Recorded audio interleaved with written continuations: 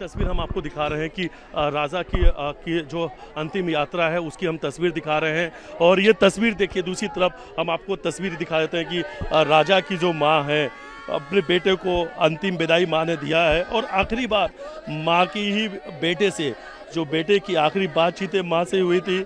और माँ से आखिरी मुलाकात के लिए उनके जो भाई बिपिन रघुवंशी हैं, शिलांग से अपने छोटे भाई का जो शव है वो लेकर घर पहुँचे थे, माँ से मुलाकात करने के लिए, परिवार के लोगों से आखिरी मुलाकात कराने के लिए। और आखिरी मुलाकात के बाद की हम तस्वीर आपको दिखा रहे हैं कि माँ बेसुध हो चुकी है, रो रो के बुरा हाल है। और देखिए एक एक आंखों में आंसू है, गमगीन है, आंखें नम है। सवाल एक ही है कि राजा रघुवंशी की हत्या किसने कर दी, सोनम अभी भी कहाँ है, इनके मन में यही सवाल है।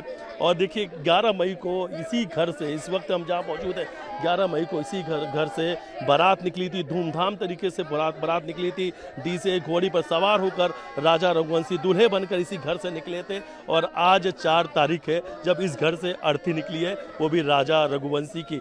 गली मोहल्ले के लोगों को यकीन नहीं हो पा रहा है कि राजा नहीं है। पूरे गली मोहल्ले में मातम पसरा हुआ है, चारों तरफ लोगों की आंखों में सिर्फ आंसू है। सवाल एक ही है कि आखिर राजा की हत्या किसने कर दी। हनीमून के लिए राजा जो है, राजा रघुवंशी, वो यहाँ से अपनी पत्नी सोनम रघुवंशी के साथ में शिलांग गए थे। ये तस्वीर हम आपको दिखा रहे हैं उनके घर की बाहर की। यहीं से उनकी अभी अंतिम यात्रा निकली। परिवार के लोग उन्हें अंतिम विदाई देने के लिए रीजनल पार्क मुक्तिधाम जा रहे हैं। थोड़ी देर में अंतिम संस्कार होगा, लेकिन दूसरी तरफ घर के बाहर की ये तस्वीर हम आपको दिखा रहे हैं। ठीक उसी मकान के बाहर हम खड़े हैं। 11 मई को राजा रघुवंशी की बारात निकली थी, यहीं से वो घोड़े पे बैठकर दूल्हे बनकर निकले थे। ये गली मोहल्ले के लोग, एक तस्वीर मैं आपको दिखा रहा हूँ। ये अगर आप देखेंगे इन तस्वीरों को, तो ये सभी लोग गली मोहल्ले के जो लोग हैं, राजा के बाराती थे, राजा के बारात में शामिल हुए थे। और आज ये गली मोहल्ले के लोग जो उनके पड़ोसी हैं, आज रात राजा रघुवंशी को अंतिम यात्रा देने के लिए पहुंचे थे, अंतिम यात्रा में शामिल हुए।